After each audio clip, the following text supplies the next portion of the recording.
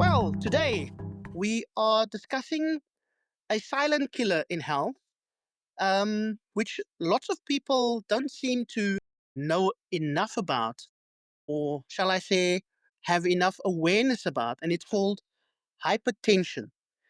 And today I'm delighted to be in the company of Professor Erika Jones, who, as I've gone through my notes here, has got a huge title, and I can safely say she certainly is an expert in hypertension.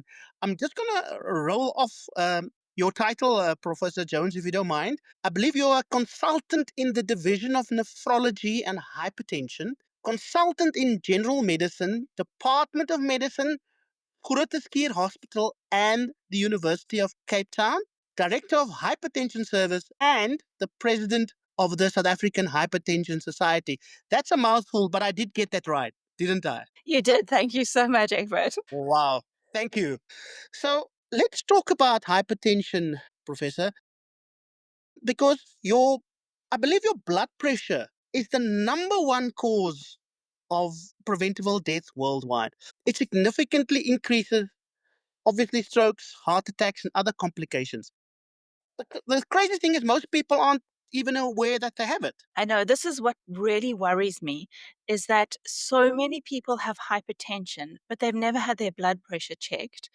And it is so easy to check your blood pressure, to make a diagnosis, and then start treatment. So there's no reason why we are leaving people untreated with hypertension and at risk for having severe complications, including dying from hypertension. So the obvious question, Professor, is how can I prevent myself, or people prevent themselves from getting high blood pressure? Is the diet thing? What is it? So prevention is obviously the best thing that we can do, and in general, the best way to prevent hypertension is to maintain a healthy lifestyle. So lots of exercise, regular exercise every day, if it possible, half an hour, and just half an hour of an exercise will in the morning will lower your blood pressure for the rest of the day. So that's just exercise. If you then optimize your weight to a normal healthy weight, so that would be a body mass index of between 20 and 25. So keeping your weight down, that can also lower your blood pressure quite significantly for some people. And then lots of fresh fruit, lots of vegetables, fresh meat, healthy foods, non processed foods. These are what we should be eating. And this can help us maintain a healthy, balanced lifestyle, and that will keep our blood pressures down. So you had quite a lot to say, especially about exercise and the food that we eat, and especially the processed food. But what other tendencies do you see and arise so far based on people's diets, or lack of exercise? So, one of the problems that we have is that there are many easy foods that are available to us, and they often quite bad for us. So lots of sugar coated foods, lots of salt, excess processed foods, and fast foods. These are all filled with quite toxic substances that drive hypertension, drive cholesterol, increase our sugar, and lead to disease like hypertension and diabetes. So, if we were to take these foods away from our diets, we can then decrease the chance of getting complications like hypertension or high blood pressure and diabetes. So, that's basically what we need to do. Is get rid of the bad things in our diet. And mostly I would call them sugar, salt, alcohol, um, and and there's lots of those in the fast foods and in the processed foods. So what you're basically saying, Professor, is you cannot beat good exercise, and you cannot beat healthy, balanced diet with healthy foods if you want to avoid getting hypertension. Absolutely. And I mean, we've got a genetic risk. We've got a risk within our families, and we can't take that away. So the best thing to do is to make sure from childhood that we're living a healthy, balanced diet full of fresh fruit and vegetables and meat, and avoiding bad things like sugar and salt. So I think the question for many people is, what do I cut back on? Because there's so many things that are packaged and marketed to people? Is it just basically down to eating healthy, exercising, and staying away? And I'm talking to myself here from alcohol. Yeah. So look, it's going to be hard to completely get rid of these things from your diet.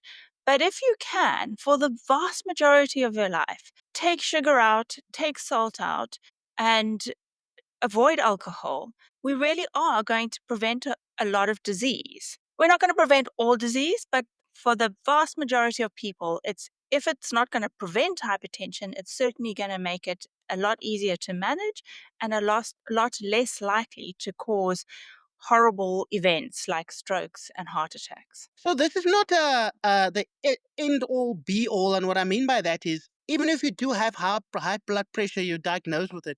It's not there forever. It can be beaten. So once you've got a diagnosis of hypertension, the vast majority of people will need to be on treatment forever. But if you lose weight, exercise every day, optimize your eating habits, then there's a good chance that for some people, they will stop needing treatment. And I've seen that. I've got patients that do stop taking treatment because they've turned themselves around. It's really exciting when that happens.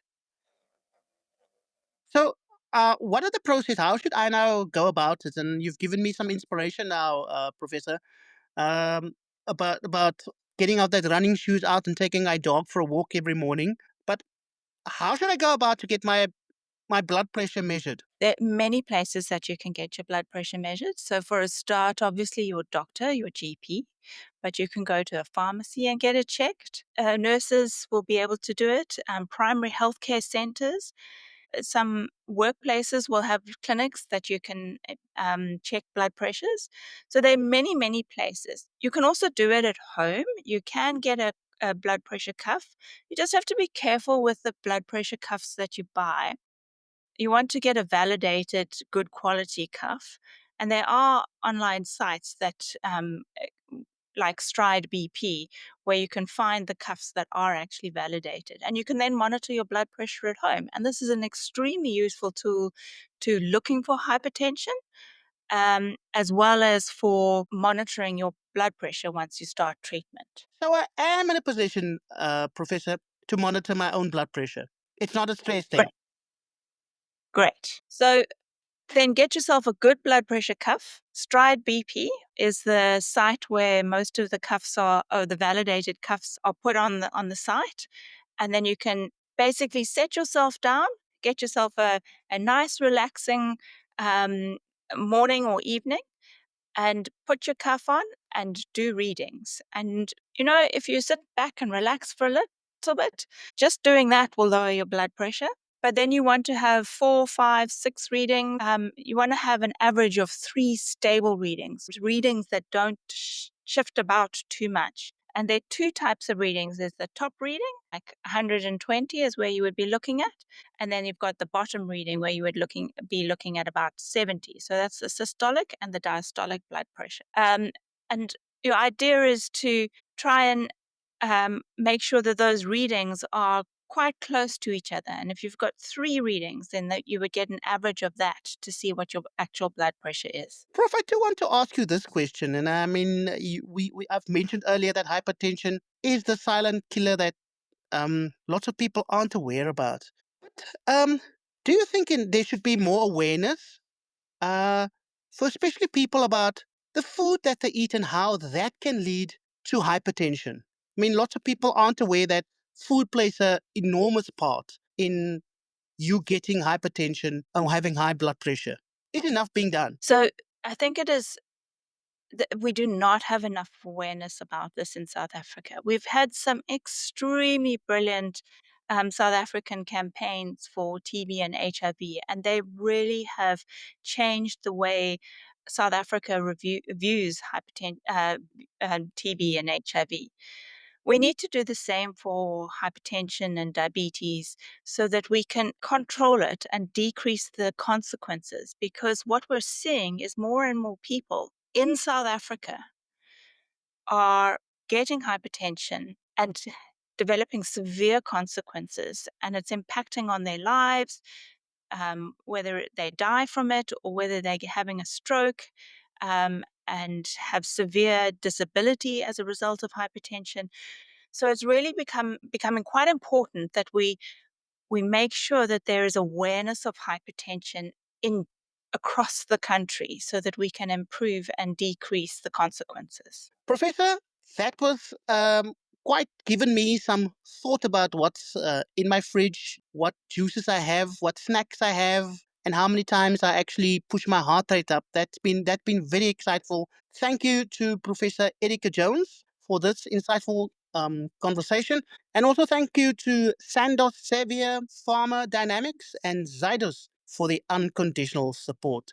Measure your blood pressure accurately, control it, and live longer.